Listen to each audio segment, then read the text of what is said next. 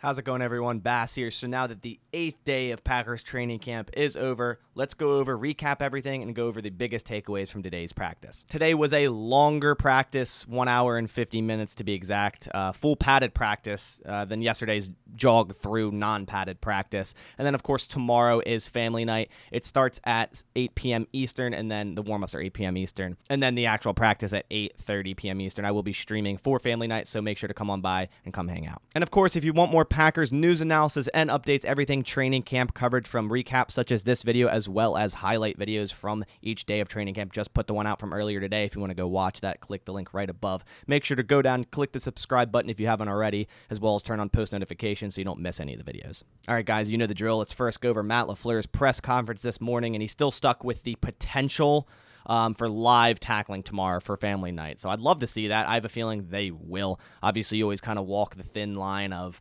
not risking injury and then also getting good reps, live reps. So I think they will do a little bit of it tomorrow. I'm really hyped to see that. Matt Lafleur also said he does not expect A.J. Dillon or Aaron Jones to play in the first preseason game, so expect a lot from Tyler Goodson, who's been having a really good camp, B.J. Baylor, and then Patrick Taylor if he is healthy to play in that first game. And I expect a lot of this for game one of preseason, expect a lot of starters to be out, and them try to get a hold of the back end of the roster. And then finally, Matt Lafleur spoke on Rasul Douglas a little bit. He said, quote, "The thing I love about him, and you don't always see it with corners, is he's a physical guy and isn't afraid to put his nose in there and make a hit." And that's exactly true. I mean, Rasul Douglas is a very physical corner, and that's why I think he will excel in the slot position. I think he'll be able to break down on smaller slot receivers, break down on quick routes, quick digs, quick outs, quick slants. He's a very physical cornerback. I think he'll excel really well there. As for the injury updates for today's practice, there are no injury updates. No one new got hurt, and no one new came back. Now moving on to the team periods and the 1v1s, we'll start with the offense, and the starting offensive line was Josh Nijman at left tackle, John Runyon Jr. left guard, Josh Myers center,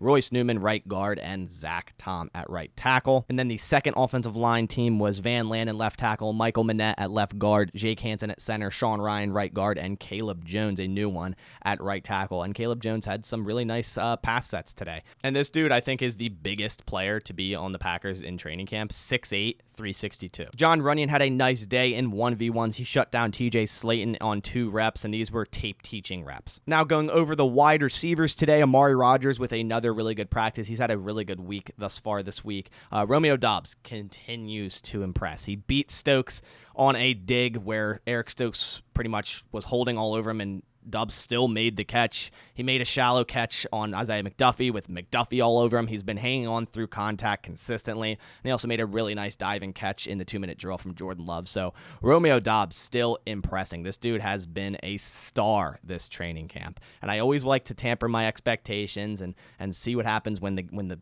actual games come. But I am assuming Romeo Doubs will be a good, great, even wide receiver in the NFL his rookie year. I really have high hopes for this guy. Obviously, he's getting a lot of this spotlight with Christian Watson still out.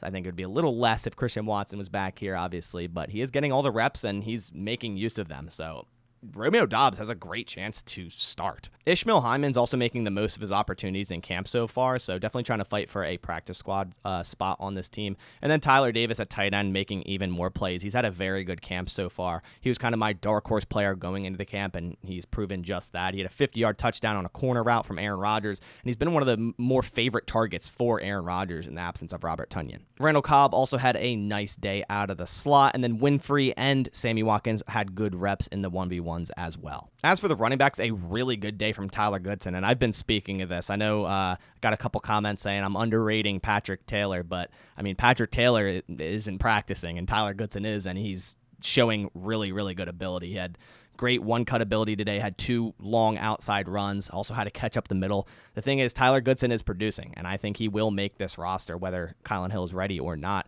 I think he also shows some promise as a kick returner, as a receiver out of the backfield. He has great promise, and that's why I have him on my roster. Now moving on to the defensive side of the ball, a wonderful day for Kabian Ento. Had a pick versus Juwan Winfrey with Love throwing the ball in 1v1s. And then Ennis Gaines and Rico Gafford also had really good days. It was a really good day for the depth defensive backs, the back end of the cornerbacks and safeties. They all had really good days today. Devondre Campbell and Quay Walker are working super well together versus the run.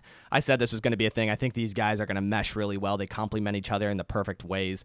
They're just flying around. One of them is always there when a run goes to either side. Sideline to sideline speed is unmatched, and I really like the prospect of these two guys at inside linebacker for this defense. Adrian Amos also flying around today, one of the better safeties in the NFL, very, very underrated. Made some hits today, also had an interception on Aaron Rodgers in the end zone. And Rasul Douglas finally got the better of Randall Cobb in 1v1s. Randall Cobb beat him a few times in the past few days where Rasul jumped a out route on Randall Cobb thrown by Jordan Love to get a would-be pick six. I mean, Rasul Douglas's middle name is pick six. Quay Walker also had an interception today. It was a tipped ball from the defensive line thrown by Aaron Rodgers, but nonetheless, he was right place, right time. Caught the ball, got the interception. After getting beat twice by John Runyon in 1v1s, TJ Slayton blew up the backfield twice in team period. And it's great to see him using his power down low. If TJ Slayton takes a big second-year jump, I mean, look out. This defensive line already has a good amount of depth. If TJ Slayton makes that second-year jump, they have a lot of good talent down low. Edge John Garvin beat Zach Tom twice in team periods, getting 2 pressures. Nice to see his name finally. And it was just a day of interceptions. Tipa Nalai also had an interception on Jordan Love. It was tipped, but nonetheless, another interception. The defense overall was unstoppable today, and that's kind of been the theme for most days this training camp. This defense has been insane. Guys flying around, making plays, making it very hard on the defense. And before training camp even started, Aaron Rodgers said that they're going to be growing pains by this offense. That's how good this defense is. And he said that's a good thing. You need to learn, you need to adapt, and if you have practice against one of the better defenses in the NFL, that is great practice. And I think this speaks more volume how talented this defense is and how good this defense can be. And then finally, for special teams, there was a new jugs machine today. Matt Lafleur had some severe concerns with the jugs machine yesterday. It wasn't performing correctly, making it very hard to catch punts. That's why there wasn't many fielded. Today's new jugs machine performed a lot better. Romeo Doubs had a nice day as a punt return. Has a real chance to win that job. That's kind of up in the air. It could be Amari Rodgers, Randall Cobb, Romeo Doubs there. He looks real natural back there. He did return punts at Nevada, gets up the field quickly. Obviously, if you have Romeo Doubs starting at wide receiver a lot, you wouldn't want him returning punts. But considering he's a rookie and he's going to do whatever it takes to get on the field, he very well could open up as the Packers' #1 punt returner. Amari Rodgers and Rico Gafford also stayed after practice to work with the jug machines on punt returns. But those are all the takeaways I have for day 8 of Packers training camp. The defense, again, man, not allowing any breathing room for the offense to do anything. Defense has been, the focal point of this training camp so far. They've been playing so well. They're so talented. I can't wait to see them in a game. And of course, like I said, family night is tomorrow. I will be streaming at 8 p.m. Eastern, so make sure to come on by, hang out, and watch some Packers football. But that about does it for this video. Hope you guys enjoyed. If you could please leave a like down below. It supports my channel a ton, but I'll catch you on the next one. Thanks for watching, and as always, go Pack Go.